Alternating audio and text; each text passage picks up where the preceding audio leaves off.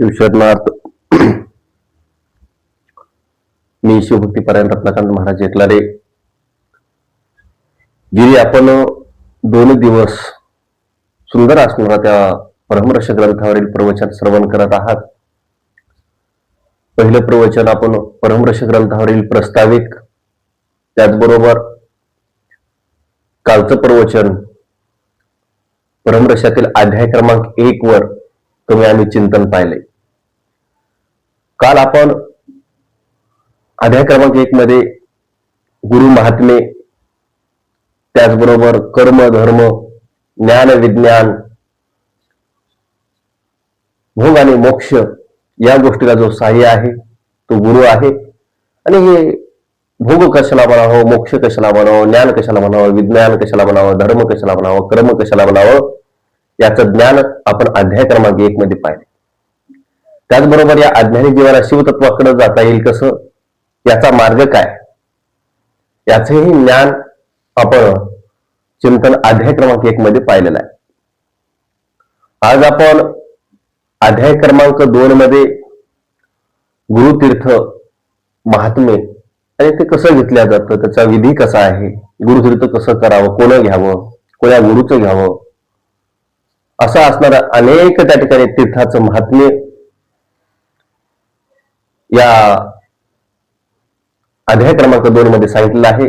तर चला मग आपण आजच्या चिंतनाला सुरुवात करू. श्री गणेशाय नमः. श्री गुरुभ्यो नमः. गुरुर्ब्रह्मा गुरुर्विष्णू गुरुर्देव महेश्वर गुरुर साक्षात परब्रह्म तस्मै श्री गुरवे नमः. तस्मै श्री गुरवे नमः. अज्ञान त्रिगुणांधकार ज्ञानंजन लावून केला दूर, ज्ञान चक्षु प्रकाशिला निरंतर, तया श्री गुरुसी नमो नमो. तया श्री गुरुसी नमो नमो. अखंड ब्रह्मांड नायक, शाश्वत वैभवाचा स्वामी, सर्वांच्या हृदय कमळी विराजमान असलेला निर्गुण निराकार सगुण साकार अशा भगवान शंकराच्या चरणी नतमस्तक. त्याचबरोबर शिवजीवी ऐक्य ज्ञानाच्या हे ज्ञानाला जे आधार आहे, जिच्यापासून हा ज्ञान आम्हाला सृष्टीवर सर्वांना प्राप्त झालं, अशी असणारी ती विश्वाची माऊली जगन्माता पार्वती यांच्याही चरणी नतमस्तक. त्याचबरोबर 16व्या शतकामध्ये ज्यांनी समतेची क्रांती घडवली, अनेक धर्मातील, अनेक प्रांतातील, अनेक कुळातील, जातीतील, अनेक प्रांतातील श्रमोश्रमी एकत्र करून मानवतेची शिकवण शिकवली. एवढंच नाही, त्यांच्या 4 काय आहे, सदाचार, लिंगाचार, प्रताचार, गणाचार, शिवाचार, हे 5 आचार पूर्ण जगाला त्याची शिकवण दिली. असे असणारे जगतज्योती महात्मा बसवांना यांच्याही चरणी नतमस्तक. विश्वाची माऊली समांधी राजे शिवयोगी संत शिरोमणी मन्मथ माऊली यांनी 16व्या शतकामध्ये वीरशैव संप्रदायामध्ये एखाद्या अंधाऱ्या खुंडीमध्ये पंथी चतवावी आणि तिला प्रकाशमय वातावरण करावं, तिचा अंधार नाहीसा करावा, त्याप्रमाणे या संप्रदायामध्ये जो धर्मप्रचार आणि प्रसार, शिवदीक्षेचा अंधार होता. शिवपूजा, शिवभजन, शिवकीर्तन, अखंड शिवनाम सप्ताह कुठेही नव्हता. अशा वेळेस अनेक अभंग रचना करून, अनेक ग्रंथाची निर्मिती करून वीरशैव संप्रदायाच्या पायाभरणीचं काम 16व्या शतकामध्ये संत शिरोमणी मन्मथ माऊलींनी केलं. आणि सर्वत्र ज्ञानाच्या प्रकाशमय वातावरणामध्ये वीरशैव संप्रदाय उजळायला लागला. असं महान कार्य 16व्या शतकामध्ये समाधी राजे संत शिरोमणी मनमथ मौली यांनी केल्या. अशा महान संतांच्या संजीवन समाधीचं माझ्या हृदय कवी स्मरण करू. त्याचबरोबर मनमथ मौलीच्या संत परंपरेतील सर्व संत जे की जीवनस्वामी, लिंगेश्वर स्वामी, बसवलिंग स्वामी, महादेव प्रभू, शिवदास स्वामी, अशा असंख्य संतांना मी वंदन करतो, त्यांच्याही चरणी दंडवत घालतो. त्याचबरोबर आपल्या संप्रदायाचं कुलस्थान असणारे संत श्रेष्ठ वैराग्यमूर्ती लक्ष्मण महाराज आरती दोतरदोडा यांच्याही दिव्यचरणी नतमस्तक करतो. त्याचबरोबर परत 16व्या शतकामध्ये ही ज्ञानाची लावलेली पंथी, थोडासा दिवा, परत पुन्हा एक वेळेस त्याच्यावर काजळी आली, त्याच्यातलं तेल संपलं. अंधार कुठेतरी त्या ठिकाणी दिव्याचा उजेड असणार, प्रकाश असणार कुठेतरी मंदावत होता. आणि त्या दिव्यावरली काजळी काढून त्याच्यात पुन्हा तेल भरून पुन्हा त्याला नव चैतन्य देण्याचं काम जर कोण केलं असेल तर ते म्हणजे 20व्या शतकामध्ये राष्ट्रसंत सद्गुरू शिवलिंग शिवाचार्य महाराज अहमदपूरकर यांनी केले. आणि त्यांनी जो मनमथ स्वामीने लावलेला छोटासा दिवा, त्याच्यावर काजळी काढून त्याच्यामध्ये तेल टाकून महाराज पुन्हा एक वेळेस त्याचं प्रकाशमय वातावरण त्या ठिकाणी करण्याचं काम, धर्मप्रचार आणि प्रसार करण्याचं काम 20व्या शतकामध्ये वसुंधरा रत्न डॉक्टर शिवलिंग शिवाचार्य महाराज अहमदपूरकर यांनी केला. अशा महान संतांच्याही चरणी नतमस्तक. त्याचबरोबर माझ्या आईवडिलांच्याही चरणी नतमस्तक. आणि जे असंख्य असणारे या ठिकाणी शिवगर श्रोते मंडळी युट्यूबच्या माध्यमातून की जे प्रवचनरूपी सेवा त्या ठिकाणी श्रवण करतात, अशा असणाऱ्या सर्व शिवगर श्रोते मंडळीच्या हृदय कमळी भगवान शंकराला वंदन करून मी अल्पशा हा प्रवचनरूपी सेवेला प्रारंभ करतो. आज आपल्याला पवित्र असलेल्या, पावन असलेल्या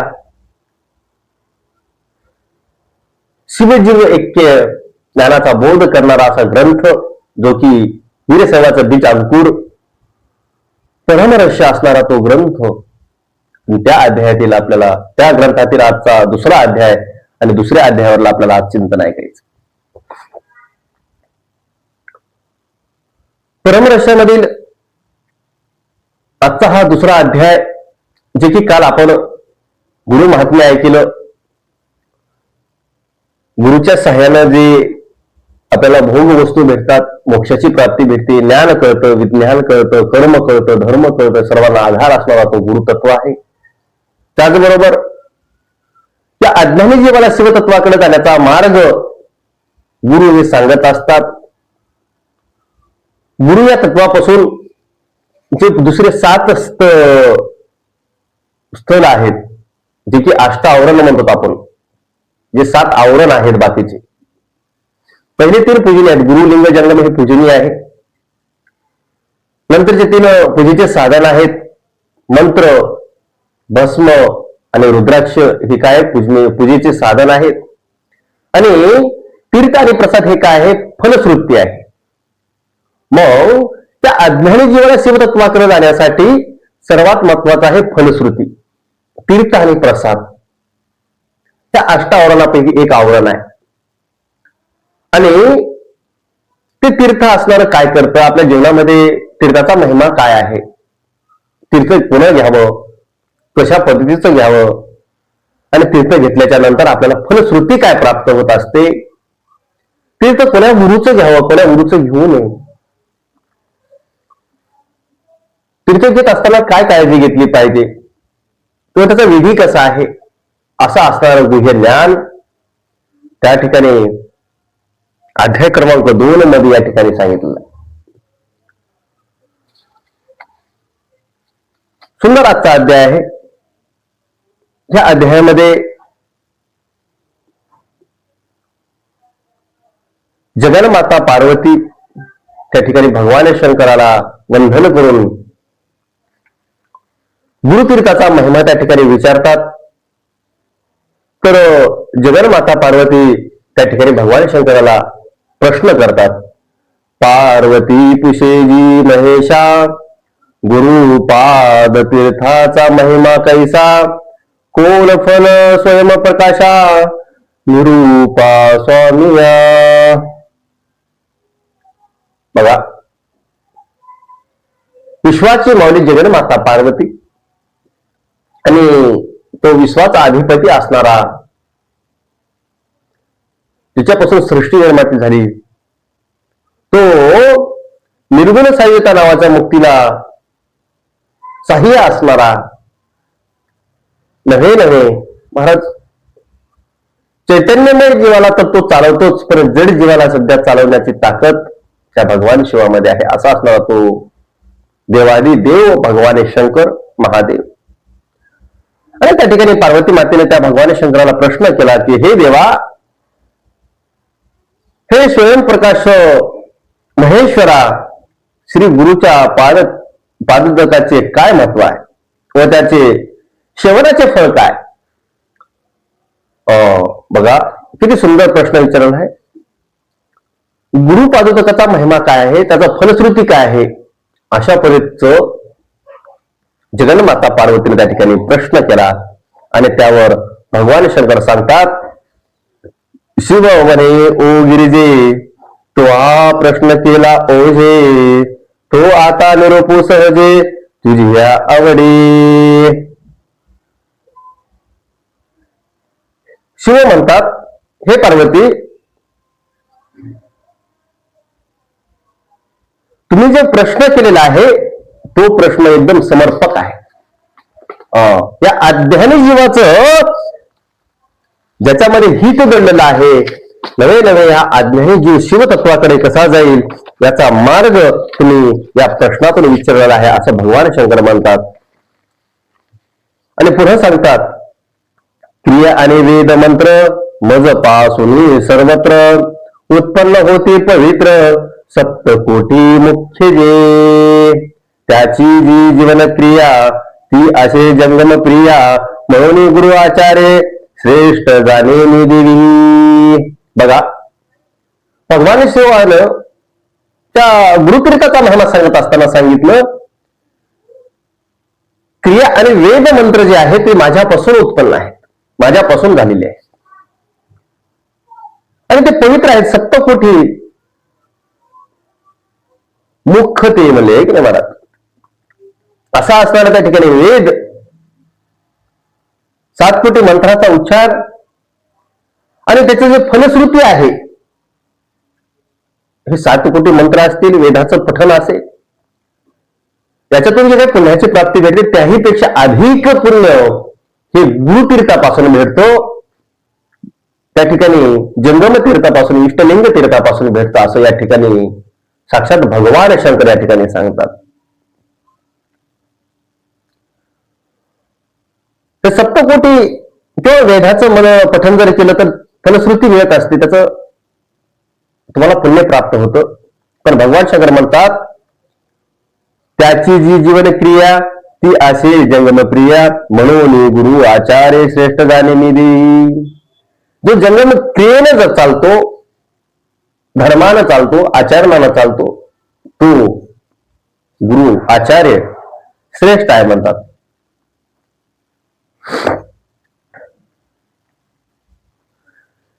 आणि पुढे जाऊन मौली काय म्हणतात बघा, ज्या आपण गुरुचं तीर्थ करणार आहात त्या गुरुचं अगोदर लक्षण सांगतात. तर ते सांगत असताना म्हणतात, क्रियाचार सतेज असता, ते नेहे मंत्राची होय सिद्धता, लिंग निष्ठे मोक्ष येई हाता, क्षण न लागता साच पै.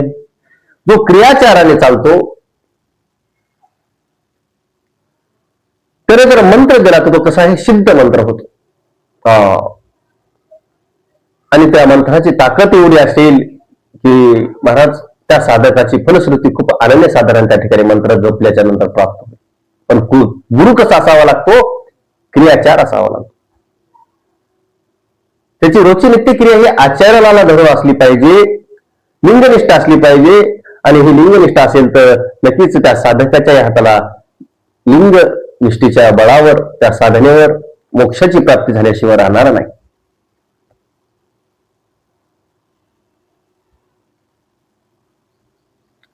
आणि गुरुलिंग जंगमाची ज्यावेळेस महात्म्य सांगत असताना भगवान शंकर म्हणतात की बाबा गुरुपासूनच जंगम आहे, गुरुपासूनच इष्टलिंग आहे. म्हणून महाराज गुरुचं रोज पाळत तीर्थ आपल्याला तुम्हाला प्राशन करता येत नाही किंवा घेता येणार नाही. म्हणून प्रत्येक गावामध्ये जंगमाची निर्मिती केली आणि त्यांनी धर्मप्रचार आणि प्रसार करावा. गुरुचं जे काही कार्य आहे ते त्यांनी त्यांच्या हातात घ्यावं, तो दंडक त्यांच्या हातात घ्यावा आणि धर्मप्रचाराचं कार्य करावा म्हणून जंगम. आणि महाराज जंगमही पूर्ण गाव सांभाळायचं म्हणजे आपल्या गावाघरला 1-2 दिवसाला म्हणा 8 दिवसाला येत असतात. आणि मग आपल्याला नित्येक रोज आपल्याला त्या ठिकाणी तीर्थ आपल्याला मिळावं यासाठी महाराज गुरु शिवदीक्षेच्या वेळेस आपलं पदतीर्थ त्या ठिकाणी त्या इष्टलिंगाला त्या ठिकाणी टाकून त्याच्यात चैतन्य निर्माण करून महाराज ते इष्टलिंग त्या ठिकाणी तुम्हाला आम्हाला देतात. आणि त्या इष्टलिंगाची पूजा केल्याच्या नंतर जो आपल्याला तीर्थ भेटतो, जे की आपण इष्टलिंगावर गुरु नमः, लिंगाय नमः, जंगमाय नमः असं म्हणून 3 वेळेस तीर्थ त्या ठिकाणी अर्पण करतो आणि ते तीर्थ श्रवण करतो. गुरु लिंग जंगमाय नमः म्हणून आपण ज्यावेळेस तीर्थ प्राशन करतो त्यावेळेस आपल्याला गुरु तीर्थ, जंगम तीर्थ आणि इष्टलिंग तीर्थ असं 3 तीर्थ त्या ठिकाणी आपल्याला प्राप्त होत असत. म्हणून माऊली या ठिकाणी म्हणतात की बाबा गुरुलिंग जंगम हे वेगळे नसून ते काय आहेत, एकच आहेत. जसं बेलाला 3 पानं आहेत पण आपण एकच बेलपत्र म्हणून वाहतो, तसं गुरुलिंग जंगम दिसायला जरी वेगळे असतील तर त्या बेलपत्रासारखं एकच आहेत आणि ते शिवस्वरूप आहेत. म्हणून त्या 3 वेळेही आपल्याला एकनिष्ठ भाव ठेवला पाहिजे, श्रद्धा ठेवली पाहिजे, प्रेम ठेवलं पाहिजे आणि भक्तिभावानं काया वाचा आणि मन त्या ठिकाणी त्यांना अर्पण करून आपण त्यांची सेवा केली पाहिजे. आणि असा असणारा तिथे तीर्थ महिमा, त्या तीर्थाचे अनन्यसाधारण महात्म्य आहे. कारण ते तीर्थ काय करतं, आपल्या जीवनामध्ये जे काही पाप लक्षण आहेत, जे काही आपल्याला निषेध कर्म आपल्या हातून जर घडले असतील त्यातून जे आपल्याला दुःख प्राप्त होणार आहे ते दुःख नाहीसं करण्याची ताकद त्या गुरुतीर्थामध्ये. माऊली म्हणतात शंकर म्हणे ओ गिरिजे पाप लक्षण शिखरजे, त्या ते सोसावया समर्थ ते जे ते गुरुतीर्थ देवी. बघा पुढे जाऊन भगवान शंकर त्या ठिकाणी म्हणतात की बाबा पाप लक्षण शिखरजे, जे काही आपल्या हातातून पाप घडलेला आहे ते असणारा चिखल सोसायचं म्हणजे ते सोसून घ्यायचं सामर्थ्य कशात असेल, ते पाप नाहीसं करण्याचं सामर्थ्य जर कशात असेल तर ते म्हणजे गुरुतीर्थात आहे. म्हणून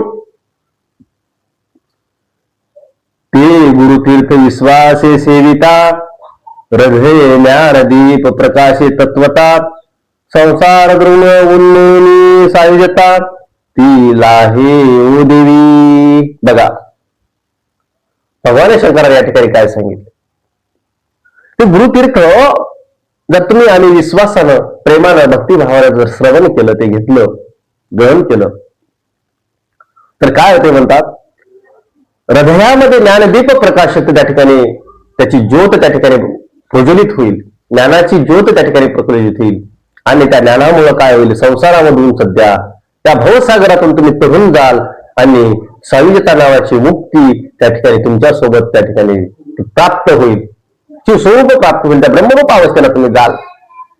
म्हणून त्या गुरुतीर्थावर तुमचा विश्वास असला पाहिजे, भक्ती असली पाहिजे, भाव असलं पाहिजे, प्रेम असलं पाहिजे.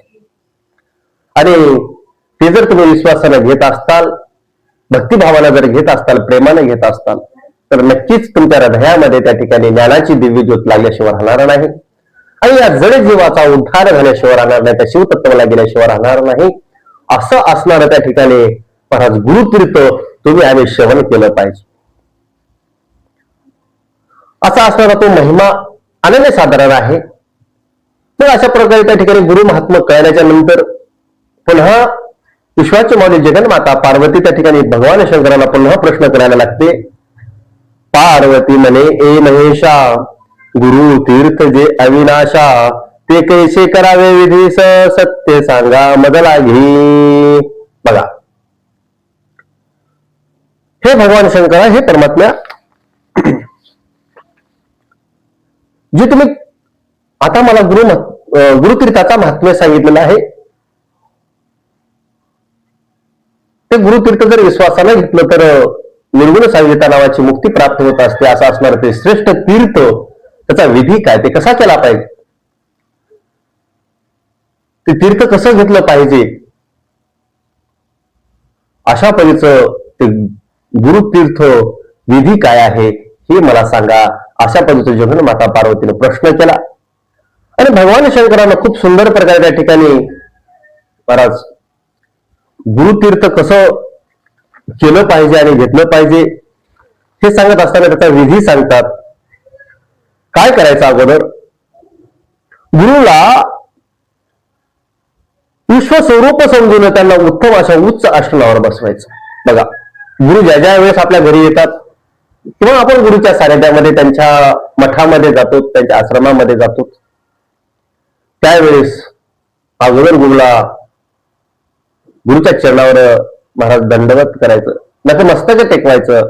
मस्तक टेकल्याच्या नंतर गुरुची आज्ञा घ्यायची आणि तीर्थासाठी आज्ञा घेत असताना विनंतीपूर्वक महाराज प्रेमानं त्या ठिकाणी गुरुला विनंती करायची आणि गुरुला शिवस्वरूप समजून त्या ठिकाणी उच्च आसनावर त्या ठिकाणी सुंदर त्या ठिकाणी बसवायचं. बसल्याच्या नंतर त्यांना साष्टांग दंडवत घालावा व तीर्थाकरिता त्यांची आज्ञा घ्यावी. परत त्यांना दंडवत घातल्याच्या नंतर गुरुचरणापाशी आपण लीन झाल्याच्या नंतर गुरुला विनंती करायची की हे देवा, हे सद्गुरुनाथा, आम्हाला गुरु तीर्थ सेवन करायचं आहे, त्यामुळे तुम्ही काय करा, आम्हाला गुरु तीर्थ दे.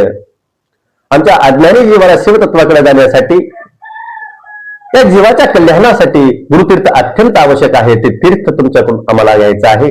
अशा पद्धतीने त्या ठिकाणी विनंती करावी आणि गुरुची आज्ञा मिळाल्यानंतर महाराज त्या भूमीला सध्या साष्टांग दंडवत घालावं म्हणतात माऊली. कारण महाराज ही भूमी, ही पृथ्वी एवढं सुंदर त्या ठिकाणी आहे. हे पृथ्वी तत्व काय आहे बघा, आपण काही अवगुण केले असतील, काही वाईट कृत्य केलं असेल तर त्याला साक्षीदार तर काय असेल तर ती भूमी आहे.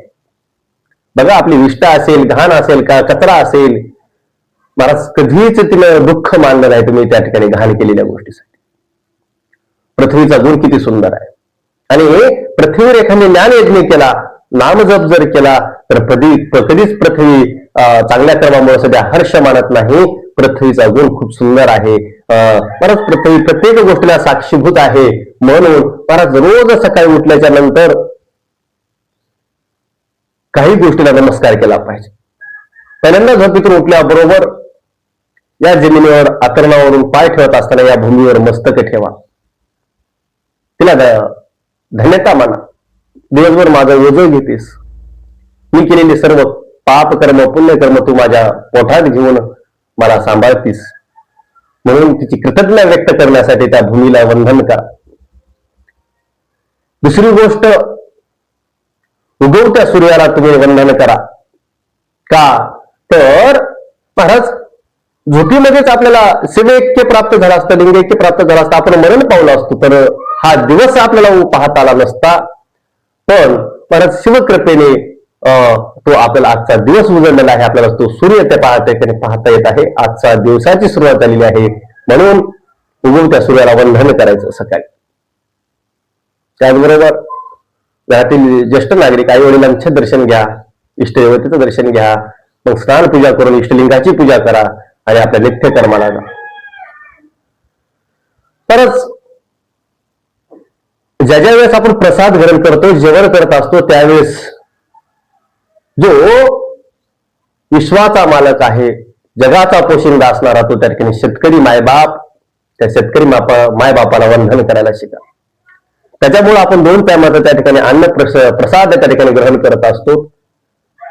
त्याच्या त्या ठिकाणी रक्ताचं पाणी करून आयुष्यभर त्या ठिकाणी कष्ट करून महाराज एका मोत्यापासून 1000 मोती उगवण्याची ताकद त्या ठिकाणी शेतकऱ्यामध्ये आहे. आणि महाराज त्या ठिकाणी अतिवृष्टी असेल, दुष्काळ असेल, याची त्या ठिकाणी कुठलीच खंत मनात न ठेवता दरवर्षी तो पेरणी करत असतो. आणि जे काही मिळालं उत्पन्न आहे ते तुमच्या आमच्यासाठी त्या ठिकाणी उत्पन्न काढणारा तो जगाचा पोशिंदा शेतकरी आहे. म्हणून प्रसाद घेत असताना शेतकऱ्याला सध्या त्या ठिकाणी कृतज्ञता व्यक्त करत जा, त्याला सध्या आभार मानत जा आणि मगच प्रसाद घेत जा. त्याचबरोबर संध्याकाळी झोपत असताना जे सीमेवर सैनिक त्या ठिकाणी लढत असतात, डोळ्यामध्ये अंजन घालून त्या ठिकाणी आपलं संरक्षण करतात, अशा सैनिकाचं त्या ठिकाणी कृतज्ञता व्यक्त करत जा. त्यांना सध्या वंदन करून मग आपण त्या ठिकाणी महाराज रात्रीला झोपच. कारण सैनिक त्या सीमेवर त्या ठिकाणी महाराज डोळ्यामध्ये अंजन घालून त्या ठिकाणी आपलं रक्षण करतात, म्हणून आपण या घरामध्ये शांत झोपत असतो, हे लक्षात असू द्या. म्हणून रात्री झोपत असताना सध्या त्या सैनिकाचं त्या ठिकाणी कृतज्ञता व्यक्त करा, त्यांना सध्या वंदन करत चला. आणि शेवटी भगवान शंकराला त्या ठिकाणी सांगा किंवा भगवान शंकराला त्या ठिकाणी वंदन करायचं आणि आपण दिवसभर केलेल्या कार्याचं त्या ठिकाणी चिंतन करायचं. काय चांगलं घडलं, काय वाईट घडलं, त्याचं मंथन करायचं आणि भगवान शंकराला एक वेळेस विनंती करायची, आज काही जे माझ्या हातातून वाईट कृत्य घडलेलं आहे ते मी उद्या करणार नाही, अशा पद्धतीची शरणागती मागून महाराज भगवान शंकराला वंदन करायचं आणि आरामामध्ये झोपायचं. असं नित्य कर्म प्रत्येक साधकाचं असावं. नक्कीच जीवनात त्या ठिकाणी कल्याण झाल्याशिवाय राहणार नाही, उद्धार झाल्याशिवाय राहणार नाही, अशा पद्धतीचं भगवान शंकर सांगतात. म्हणून गुरुतीर्थ त्या ठिकाणी सेवन करत असताना अगोदर त्या भूमातेवर त्या ठिकाणी मस्तक त्या ठिकाणी ठेवलं पाहिजे, तिला वंदन केलं पाहिजे, असं या ठिकाणी म्हणतात. भूमी प्रणाम दंडवत घालुनी चरण गुरुचे निष्ठे अर्चुनी गंधाक्षदा धूप दीपे पूजुनी तीर्थ शिवजी विश्वास. बघा भगवान शंकराने तेच सांगितलं. काय म्हणले, त्या भूमीला काय करा म्हणले, आधी दंडवत घाला, मग गुरुचे चरण त्या ठिकाणी महाराज निष्ठेने त्या ठिकाणी आचार विचार भक्तिभावाने त्या ठिकाणी त्याचं काय करा, पूजन करा, गंध धूप दीप अशा पद्धतीचं असणार त्या ठिकाणी त्या गुरुला अर्पण करा. आणि मग त्या ठिकाणी विश्वासानं त्या ठिकाणी गुरुचं तीर्थ सेवन करा, अशा पद्धती त्या ठिकाणी सांगतात. पुढे जाऊन सांगतात की बाबा भूमीला दंडवत घातल्याच्या नंतर आपल्या उजव्या हाताला गुरुचे दोन्ही, उजव्या हातावर त्या गुरुचे दोन्ही पायाचे अंगठे धरून गंध बिल्व अक्षदा पुष्प धूप दीप सगळं त्या ठिकाणी अर्पण करायचं त्या गुरुच्या पायावर. आणि त्याला साष्टांग घातल्याच्या नंतर गुरुनाथ प्रेमाने उठा अशी आज्ञा करून ती आज्ञा घेऊन प्रथम शुद्ध पाण्याने आपले हात स्वच्छ करायचे आणि नंतर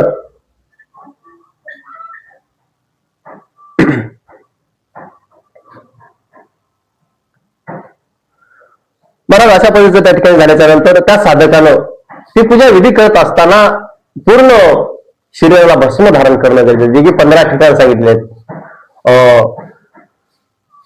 15 ठिकाणी कुठं कुठं सांगितलेत, इथं गुरुवे नमः, प्रथमस्तकावर, दोन्ही कानाला, कंठावर, हृदयावर, बेंबीवर, परत त्यानंतर मानेवर, त्या ठिकाणी पाठीमागे, कमरेवर, त्याचबरोबर या दंडावर, या कोपरावर आणि मनगटावर, त्या हाताला सुद्धा 3 असे 15 ठिकाणी जे आपल्याला स्थान सांगितलेले आहेत त्या ठिकाणी भस्म धारण केलं पाहिजे. आणि ते भस्म धारण करत असताना सुदुजात नावाचा मंत्र त्या ठिकाणी आपण उच्चारणं अत्यंत गरजेचं आहे.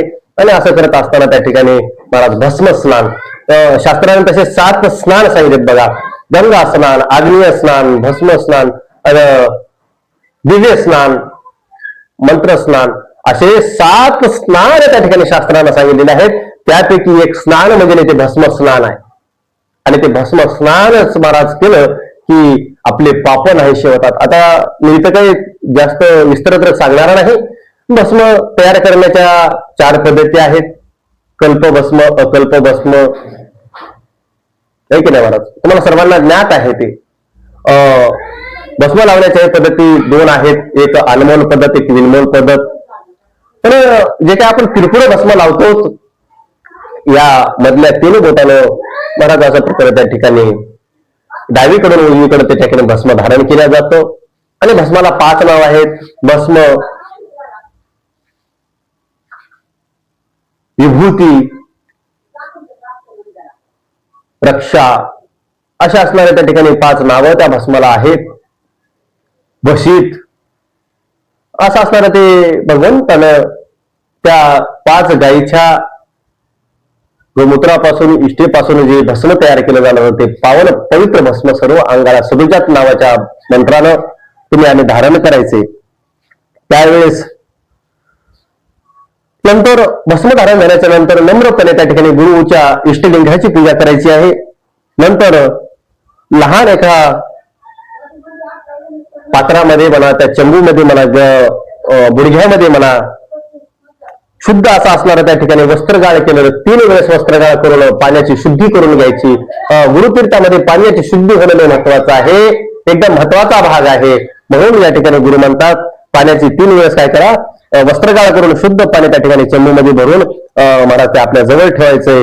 आणि गुरुच्या पायास अनमोल विनमोल पद्धतीने 10 उंगली 10 बोटाने स्पर्श करून ते पात्र आपल्या उजवीकडे ठेवायचं आहे.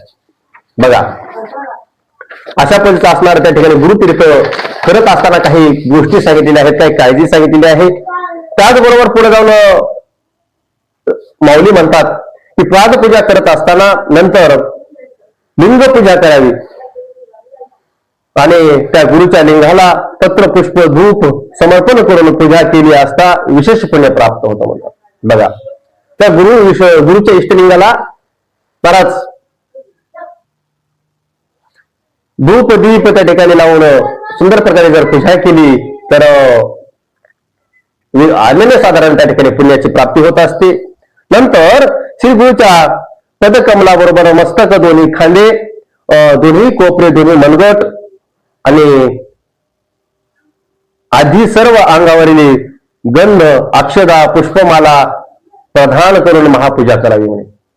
गुरुच्या मस्तकावर त्या ठिकाणी बेलफुल व्हायचंय, खांद्यावर व्हायचंय, कोपरावर, मनगटाला त्या ठिकाणी आपल्याला हार त्या ठिकाणी बांधून सुंदर प्रकारे त्या ठिकाणी वैभवाने त्या ठिकाणी भगवान शंकराची जशी आपण महाराज पूजा करतो त्याप्रमाणे त्या गुरुचं वैभवाने त्या ठिकाणी पूजा करायची.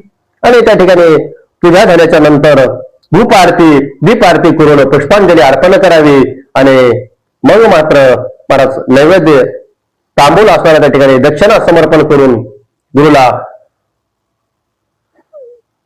असा असलेल्या त्या ठिकाणी पवित्र त्या ठिकाणी भगवान शंकराच्या मंत्र जपामध्ये ती पूजा करून घ्यायची आहे. आणि नंतर भक्तिभावाने गुरु पाय धुवायचे. ती पूजा झाल्याच्या नंतर गुरुच्या सर्व अंगाची पूजा झाल्याच्या नंतर काय करायचं,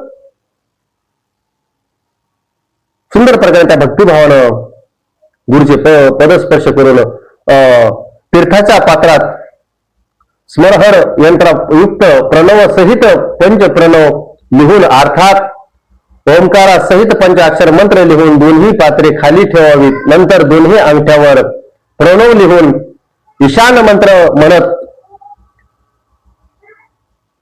हात वळून निवेदन करावे. त्याचबरोबर पूर्वी 10 बोटाने स्पर्श करून सूत्र लावून ठेवलेले पाण्याचे फुलपात्र, जे की आपण 3 वेळेस वस्त्रगाळ करून ठेवलेले ते पाण्याचं भरलेलं फुलपात्र, त्याला महाराज सूत्र आलेलं असतं. त्या फुलपात्राचं काय करायचंय, त्या अंगुष्ठानावर म्हणजे त्या पायावर त्या ठिकाणी महाराज डाव्या हाताच्या मधल्या माध्यमामधले बोट व अनामिका म्हणजेच करंगली जवळच्या दोन्ही बोटाने टोक लावून तळ हातावर धार लावून तीर्थ करावे. म्हणजे असा हात त्या ठिकाणी ठेवून असं 2 बोटाने त्या ठिकाणी तीर्थ टाकून त्या ठिकाणी तीर्थ तयार करायचं आहे. हे तीर्थ सर्वस्त असून हे करताना चित्त स्थिर व शुद्ध भाव असावा लागतो. बघा माऊली किती सुंदर म्हणतात,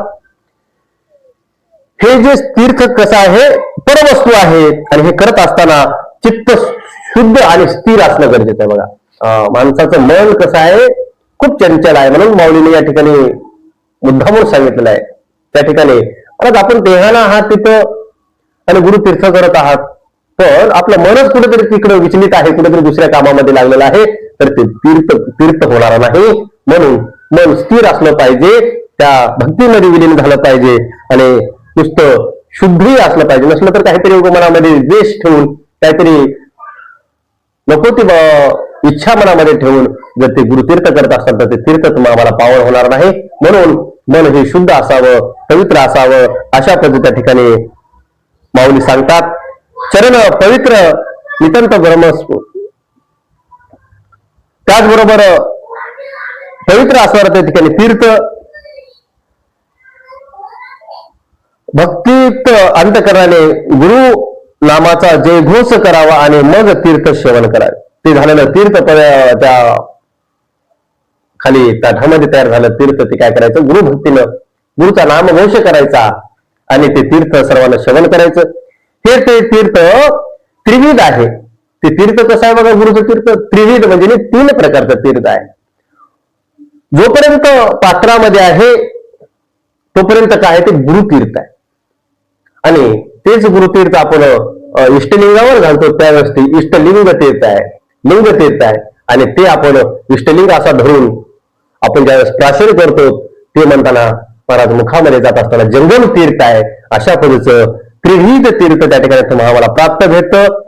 माऊली सध्या तेच म्हणतात बघा, गुरु तीर्थ पात्री आसता, लिंगे लीन होय तत्वता, मुखा माझी पाशन करिता, जंगम तीर्थ साचते. बघा माऊली सध्या काय म्हणतात, गुरुतीर्थ पात्री असताना म्हणजे त्या पात्रामध्ये आहे तोपर्यंत गुरुतीर्थ आहे. नंतर इष्टलिंगावर घालत असताना ते लिंग तीर्थ होतं आणि प्राशन करत असताना मुखामध्ये जात असताना ते जंगम तीर्थ. अशा प्रकारचं 3 तीर्थ आम्हाला प्राप्त होतात. त्याच्या पुढे जाऊन माऊली खूप सुंदर सांगतात बघा, हे ती जाणे जे त्रिविध, दुझे असे दशविध, तरी ते दश त्रिविध होत असे अनुक्रमे. पुढे जाऊन सांगतात की बाबा हे 3 तीर्थ तुम्हाला प्राप्त होतात, पण त्याचबरोबर दुसरे 10 तीर्थ त्याच्यामध्ये आम्हाला प्राप्त होतात. आपल्या हे 3 तीर्थ सर्वसामान्याला माहिती आहेत, गुरुतीर्थ, जंगम तीर्थ, इष्टलिंग तीर्थ. पण हे पुढले 10 तीर्थ कोणते आहेत हे अजूनही कोणाला माहिती नाही, किंवा ऐकण्यात गेलं असेल तर नेमकं त्याचा विधी काय आहे, ते तीर्थ कसं घ्यावं काय नाही, पुढले 10 तीर्थ कसे आहेत हे जवळजवळ कोणाला माहिती नाही. पण माऊलीने खूप सुंदर सांगितलं 13 तीर्थ त्या ठिकाणी तुम्हाला आम्हाला प्राप्त भेटतात. तर ते कसे आहेत बघा, जे आपण ते ताठातलं ते पादोदक इष्टलिंगावर वगैरे अर्पण करून आपण ते 3 तीर्थ घेतल्याच्या नंतर पुढले 10 तीर्थ कसे तयार होतात बघा. आता 4था प्रकार म्हणजे गुरुतीर्थ घेण्याकरिता जे तीर्थाला आपण पाचवी बोट स्पर्श करतो त्या तीर्थाला स्पर्शोदक असे म्हणतात. जे आपण महाराज त्या चमूमधून त्या पात्रातून असं त्या इष्टलिंगाला आपण 5 बोटाला स्पर्श करतो, त्याला स्पर्श पादोदक हे 4थं पादोदक म्हणतात. त्याचबरोबर ते तीर्थ 5 बोटाने लिंगावर घातली म्हणजे 5वी म्हणजे अवधानोदक, इष्टलिंगावर घालत असताना अवधानोक असं त्या ठिकाणी 5वं तीर्थ तयार होत असतं. त्याचबरोबर आपली 5वी बोट तीर्थ लिंगावर घातल्यानंतर ती बोट तोंडात घातली म्हणजे ते 6वे अपयादोक अशा पद्धतीचं असणारं 5वं म्हणजे ते इष्टलिंगाला घातलेली बोट आपण ते तीर्थ इकडे न झाडता परत ते असं त्या ठिकाणी मुखामध्ये घातल्याच्या नंतर अपयानोदक या नावाचं 6वं तीर्थ तुम्हाला प्राप्त होत असतं. त्याचबरोबर नंतर इष्टलिंग डाव्या हाताच्या मधल्या बोटावर धरल्यानंतर त्या हातात जे तीर्थ राहते त्या तीर्थाला हस्तोदक म्हणतात. जसं तीर्थ घातल्याच्या नंतर हे तीर्थ आपण असं या ठिकाणी इष्टलिंग धरतो वर मधल्या बोटावर आणि मग प्राशन करतो, त्याला हस्तोदक अशा नावाचं त्या ठिकाणी नाम त्या तीर्थाला आलेलं आहे आणि ते 7व्या क्रमांकाचं तीर्थ त्या ठिकाणी म्हटलं जातं. त्यानंतर ते तीर्थ घेत असताना 3 वेळा लिंग अर्पित केले पाहिजे. ते 8वे परिणामोदक, ज्यावेळेस आपण 3 वेळेस त्या ठिकाणी इष्टलिंगाला अर्पण करतो आणि मग घेत असतो 3 वेळेस, त्याला परिणामोदक अशा पद्धतीचं नाव आलेलं आहे. त्यापुढं आणि शेवटचं 10वं म्हणजे 9वं तीर्थ म्हणजे नंतर अवशेष राहिलेले तीर्थपात्र उचलून प्राशन करणे म्हणजे त्या ज्या आपण ताटामध्ये तीर्थ तयार केले ते तीर्थ सध्या सर्व आपण प्राशन केलं पाहिजे. त्याला निर्म मोदक असं सध्या नाव आलेलं आहे. ते 9वं तीर्थ आहे, ते तुम्ही आम्ही घेतलं पाहिजे. त्याचबरोबर 10वं तीर्थ म्हणजे सत्यादोक, म्हणजे सर्व पात्र कोरडे करून घेण्याकरिता आपल्या शरीराला लावून घेतले पाहिजे. म्हणजे ते तीर्थाचं जे पात्र आहे तर ते वाया न जाता, त्याची विठंबना न होता ते पात्रातलं तीर्थ उरलेलं सर्व आपल्या शरीराला लावून घेणं म्हणजे सत्यादोक या नावाचं 10वं तीर्थ तुम्हाला आम्हाला प्राप्त होत असतं. अशा पद्धतीचं महाराज पहिले मुख्य 3 आणि नंतरचे अशा पद्धतीचं आपल्याला तीर्थ तुम्हाला आम्हाला प्राप्त होत असतं. त्या ठिकाणी 10 प्रकारचं तीर्थ तुम्ही आम्ही घेत असतो. म्हणून माऊली म्हणतात, हेच जाणे जे त्रिविध दुजे असे जसे विध तरी ते जसे त्रिविध होत असे अनुक्रमे. अशा पद्धतीचं तीर्थ तुम्हाला आम्हाला त्या ठिकाणी प्राप्त भेटत असतं आणि ते तुम्ही आम्ही घेतलं पाहिजे. आणि ते हे तीर्थ घेत असताना गुरुतीर्थ, जंगम तीर्थ आणि लिंग तीर्थ यामध्ये श्रेष्ठ कनिष्ठ असा भेद त्या ठिकाणी करू नये. तिन्ही त्या ठिकाणी सारखंच त्या ठिकाणी लेखून तेवढाच त्या ठिकाणी भक्तिभाव प्रेम ठेवून आपण ते तीर्थ आपण ग्रहण केलं पाहिजे. आणि असा असणारा त्या ठिकाणी श्रेष्ठ भाव ठेवून महाराज त्या गुरुची भक्ती भावना प्रेमानं जो कोणी तीर्थप्रसाद सेवन करतो तोच खरा वीर सेवा आहे, अन्यथा तो शिवभक्त नाही. अशा पद्धतीने त्या ठिकाणी माऊली म्हणतात. म्हणून अशा पद्धतीचं असणारं ते पवित्र तीर्थ तुम्ही आम्ही घेतलं पाहिजे. आणि ते गुरुतीर्थ कोणाला घे म्हणू नये किंवा घे म्हणणं लागू नये, कारण की ते पवित्र आहे, पावन आहे, आपल्या जीवनातलं पाप नाहीसं करणार ते तीर्थ आहे. म्हणून असं असणारं ते श्रेष्ठ तीर्थ परत कोणाला घेऊ नये किंवा कोणीही त्या तीर्थ विधीपासून उठून जाऊ नये. म्हणून सर्वांना तीर्थ ते घेतलं पाहिजे. स्वतःच त्या ठिकाणी परत आजूबाजूला बसला असताना गुरुतीर्थ घेत असताना गुरुच्या जवळ जाऊन त्या ठिकाणी गुरुचं दर्शन घेऊन सर्वांना ते तीर्थ सेवन केलं पाहिजे. अशा पद्धतीचं वीर सेवाचं लक्षण या ठिकाणी सांगतात. आणि हे गुरुतीर्थ ज्याने शिवदीक्षा घेतली नाही, जो वीर सेवांचे आचार विचार त्या ठिकाणी पाळत नाही, अशा भवीला त्या ठिकाणी शिव ते गुरुतीर्थ द्यायचं नाही, कारण की त्याला गुरुतीर्थाचा महिमा कळणार नाही. म्हणून ज्याची गुरुवर नितांत श्रद्धा आहे, त्या तीर्थावर श्रद्धा आहे, जो खरा वीर सेवा आहे, अशा साधकालाच ते गुरुतीर्थ देणं गरजेचं आहे. असा असणारं गुरुतीर्थ सर्वश्रेष्ठ आहे. महाराज तुम्ही म्हणताल गुरुतीर्थापेक्षा अन्य तीर्थ श्रेष्ठ नाहीत का? अनेक तीर्थ सांगितले शास्त्रामध्ये, अनेक तीर्थाचा उल्लेख आलेला आहे. त्यामध्ये एक गंगा तीर्थ सांगितले बघा. सप्तपुऱ्यामध्ये 3.5 विष्णूच्या, 3.5 भगवान शंकराच्या आणि अशा असणाऱ्या सप्तपुऱ्यामध्ये सर्वात श्रेष्ठ असणारं त्या ठिकाणी काशी विश्वनाथ, त्या ठिकाणी भगवंताचं अधिष्ठान आहे आणि तीर्थही असणारं त्या ठिकाणी गंगा तीर्थ आहे. पण त्याही पेक्षा गुरुतीर्थ श्रेष्ठ आहे. महाराज मग तुम्हाला मला शंका उत्पन्न होईल असं का? तर बघा, गंगा तीर्थामध्ये स्नान केलं तर बाह्य रोग नाहीसे होतील. तुमचे अनवधानाने त्या ठिकाणी न कळत चुका झाल्या असतील तर त्या चुकामुळे जे काही आपल्याला पाप कर्म त्या ठिकाणी झालेले आहेत ते कर्म नाहीसे होऊ शकतील. पण महाराज जाणून बुजून जर एखादी कर्म केला असेल किंवा पाप केला असेल तर ते कर्म नाहीसं होत नाही किंवा ते पाप नाहीसं होत नाही. बघा, सुंदर असा शिवरात्रीचा दिवस आहे. एखादी साधक त्या शिवरात्रीच्या दिवशी उपवास करत आहे. पण परत प्रवासाच्या काळामध्ये मला कुठेतरी कामाच्या ओघामध्ये त्याला आज शिवरात्र आहे, उपवास आहे हे लक्षातच नाही आणि अनवधानानं काहीतरी त्याच्या खाण्यामध्ये किंवा काहीतरी त्याच्या ठिकाणी महाराज जेवण्यामध्ये काहीतरी झालेलं आहे. आणि मग त्या ठिकाणी खाल्याच्या नंतर, जेवल्याच्या नंतर लक्षात आलं, अरे आज आपल्याला उपवास होता, हे खायचं नव्हतं आणि खाल्लं. ही काही झाली महाराज चूक, न कळत चूक आपल्या हातातून घडली, आपल्याला लक्षात नसल्यामुळे ती चूक घडली. आणि अशी न कळत घडलेली चूक त्या ठिकाणी गंगा धुवून टाकत असते.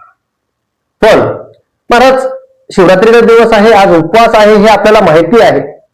पण 2 मित्र सहज बाजार करण्यासाठी बाजारात आलेत आणि दुसरा मित्र म्हणतो, अरे आज बाजारामध्ये खूप खमंग त्या ठिकाणी सुंदर असं समोसे भेटतात, चल म्हणे आपण समोसे खाऊ गाड्यावर.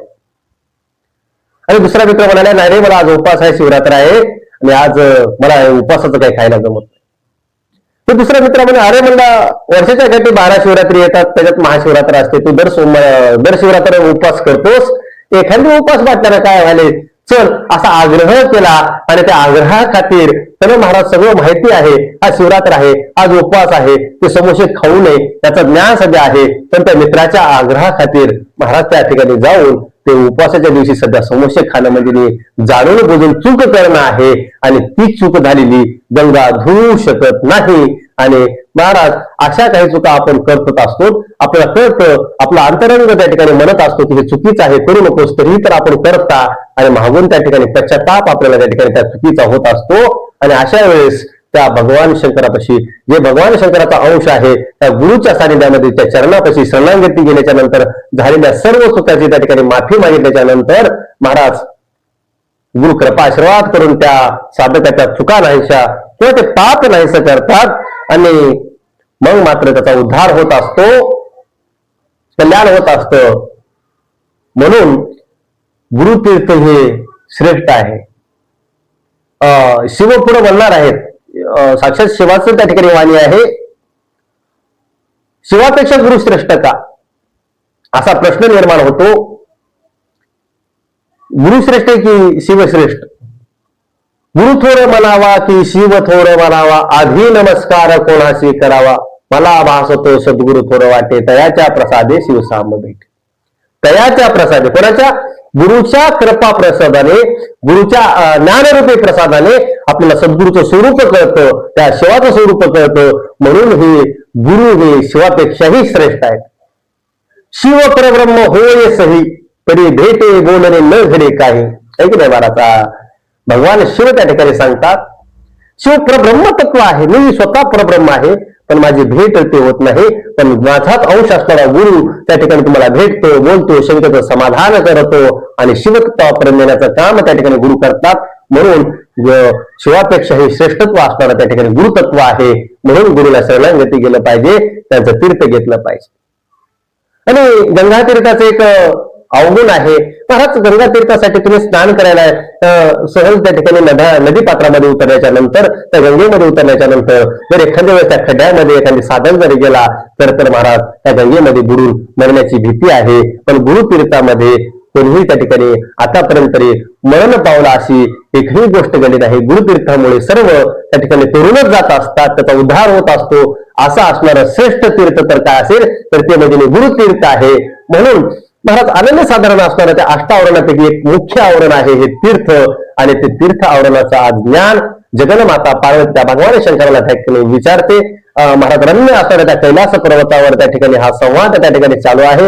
आणि भगवान शंकर त्या ठिकाणी तुमच्या आमच्या जीवनाच्या कल्याणासाठी त्या ठिकाणी गुरु महात्मे त्या ठिकाणी सांगतात. असं असणारं श्रेष्ठ त्या ठिकाणी गुरुतत्व आणि त्या तत्वापासून जे आपल्याला आम्हाला तीर्थ प्राप्त होतं ते परत गुरुतीर्थ अनन्यसाधारण असा असणारा ते गुरुतीर्थ तुम्ही आम्ही घेतलं पाहिजे. एवढंच नाही तर गुरुतीर्थाचा महिमा सांगत असताना माऊली स्वतः म्हणतात, गुरुतीर्थ बिंदूची सरी काशी न पाये बरोबरी, मा इतरांची काय थोडी पाज तीर्था पुढे वर्णावये. म्हणजे एका गुरुचं बिंदूचं तीर्थ म्हणजे गुरुतीर्थाचे एक बिंदू आहे, छोटस कण आहे, एक थेंबर जरी ते ठिकाणी गुरुतीर्थ प्राप्त झालं तर गंगा त्या ठिकाणी गंगा तीर्थ जेवढं श्रेष्ठ असो सध्या त्या ठिकाणी बरोबरी करू शकत नाही. अशा पद्धतीचं ते गुरुतीर्थ श्रेष्ठ आहे, पवित्र आहे, पावन आहे, की तुम्ही आम्ही घेतलं पाहिजे. पण हे घेत असताना कोणत्या गुरुचं तीर्थ करावं हा महत्वाचा भाग आहे. आणि त्यावर सध्या ज्ञान या ठिकाणी संत श्रेष्ठ संत शिरोमणी मन्मथ माऊलीने दिलेला आहे. बघा, गुरुतीर्थ कोणाचं घ्यावं तर जो क्रोधी द्वेषी तामसी, जो जंगमद्रोही करी अहिंसेशी, शिवू नये तयाचे तीर्थाची परी भोजन घालिजे. बघा, जो क्रोधी आहे, जो दोषी आहे, आपल्या धर्माचे आचार विचार सोडून अभिचारपणे वागत आहे, तो जरी शिवाचार असू द्या, जंगम असू द्या, अशा लोकांचं तीर्थ घेऊ नका म्हणतात. मी नाही सांगत, स्वतः परमरक्षात माऊली सांगतात. बघा, जो कोणी क्रोधी आहे, दोषी आहे, तामस आहे, जंगमद्रोही आहे, अशा गुरुचं तीर्थ घेऊ नका. त्याचबरोबर त्यांच्या अंगाचा एखादे पार्ट गेलेला आहे, त्याचा बोट तुटलेले आहेत, त्याला एखादा रोग लागलेला आहे, अशा पद्धतीचं असलेलं त्या ठिकाणी गुरुचं तीर्थ तुम्ही घेऊ नका. त्याचबरोबर अंगी कुष्टी असता पादपूजा न किजे सर्वथा, जो शिवजन सर्व अंगी पुरतळा पादपूजा किजे तयाची. बघा, जो कुष्ठ आहे किंवा अंगामध्ये कोणते रोग त्या ठिकाणी असतील, ते कोणतं अंग त्या ठिकाणी नसेल, त्याला बोट वगैरे छिडली असतील, काही असेल, कोणताही महारोग असू द्या, बाह्य रोगाबरोबर अंतरोग सध्या सांगितलं. बघा, बाह्य रोग जर शरीरात त्या ठिकाणी अपंग असेल, कोणतीही गोष्ट असेल, तर अशा गुरुचं तीर्थ घेऊ नका. आणि अंतरंग रोग सांगितले, त्याच्यामध्ये काम असेल, क्रोध असेल, द्वेष असेल, मत्सर असेल, अहंकार असेल, मला जन्माविषयी द्वेष असेल, आपल्या धर्माविषयी द्वेष असेल, संतांविषयी द्वेष असेल, तो आचरणाने वागत नसेल, आपली जे काही नित्यकर्म आहेत ते जर नित्यकर्म विहित कर्म जर करीत नसेल, तर अशा शिवाचार्य असो की जंगम असो यांचं पादतीर्थ त्या ठिकाणी घेऊ नये, अशा पद्धती या ठिकाणी माऊली म्हणतात. तर कसं असावं? सुशील शांत आणि भाविक, जंगम भक्त नित्य साधक, धर्म धर्म करी विवेक, पादपूजा कीजी त्याची. बघा, माऊली पुढे जाऊन सांगतात की बाबा, जो शांत आहे, जो सुशील आहे, भाविक आहे, जंगम भक्त आहे, धर्मावर अत्यंत त्या ठिकाणी प्रेम करतो, निष्ठा आहे, विवेकानं वागतो, विचारानं वागतो, असा असणारा तो त्या ठिकाणी शिवाचार्य जंगम, अशांची तुम्ही काय करा? पाद्यपूजा करा आणि त्यांचं तुम्ही सेवन करा. आणि अशा त्या साधकाचं, अशा शिवाचार्याचं, अशा जंगमाचं जर तुम्ही आचरण वागणाऱ्या जर शिवाचार्याचं तीर्थ घेत असताल, तर नक्कीच तुमचं आमचं कल्याण झाल्याशिवाय राहणार नाही, उद्धार झाल्याशिवाय राहणार नाही, अशा पद्धतीचं माऊली या ठिकाणी म्हणतात. त्याचबरोबर अशा पद्धतीचं असणारं त्या ठिकाणी गुरु महिमा अनन्यसाधारण श्रेष्ठ आहे. आणि वीर सेवाचा अष्टवर्णामधील एक तत्व आहे, ते तुम्ही आम्ही महाराज घेतलं पाहिजे. आणि सुंदर प्रकारे त्या ठिकाणी त्या तीर्थाचं सेवन आपण रोज इष्टलिंग पूजा झाल्याच्या नंतर गुरुये नमः, लिंगाय नमः, जंगमाय नमः असं 3 वेळेस त्या ठिकाणी अर्पण करून ते इष्टलिंगाला असं धरून गुरुलिंग जंगमाय नमः म्हणून आपण ते प्राशन करून, महाराज साक्षात गुरु आपल्या साक्षीला समोर आहेत, जंगम आपल्या साक्षीला समोर आहेत, शिव स्वरूप त्या ठिकाणी सद्गुरु माझ्या समोर असून तेच मला गुरु तीर्थ देत आहेत, अशा त्याचा भाव ठेवून इष्टलिंगाचं जर तीर्थ सेवन करत असताल, तर नक्कीच तुमचं आमचं कल्याण झाल्याशिवाय राहणार नाही, या जीवाचा उद्धार झाल्याशिवाय राहणार नाही. अशा पद्धतीचं माऊली या ठिकाणी अध्याय क्रमांक 2 मध्ये गुरुचं तीर्थ आणि त्याचं महात्म्य, त्याचा विधी तुम्हाला आम्हाला सांगतात. आणि ते गुरुतीर्थ तुम्ही आम्ही सदैव त्या ठिकाणी सेवन करावं. त्याच गुरुतीर्थामुळे या इष्टलिंगामध्ये चैतन्य येत असतं. जर गुरुतीर्थाविन जर इष्टलिंग जर तुम्ही घातला असेल, तर तो पाषाण आहे, तो दगड आहे, अशा पद्धतीचं माऊली म्हणतात. म्हणून त्या इष्टलिंगावर गुरुतीर्थ घालूनच शिवदीक्षा घेऊन तो इष्टलिंग आपल्या हृदयामध्ये त्या ठिकाणी धारण केला पाहिजे, हृदयावर धारण केला पाहिजे. आणि नित्यनियमानं त्याची पूजा अर्चना, त्याची भक्ती केली पाहिजे.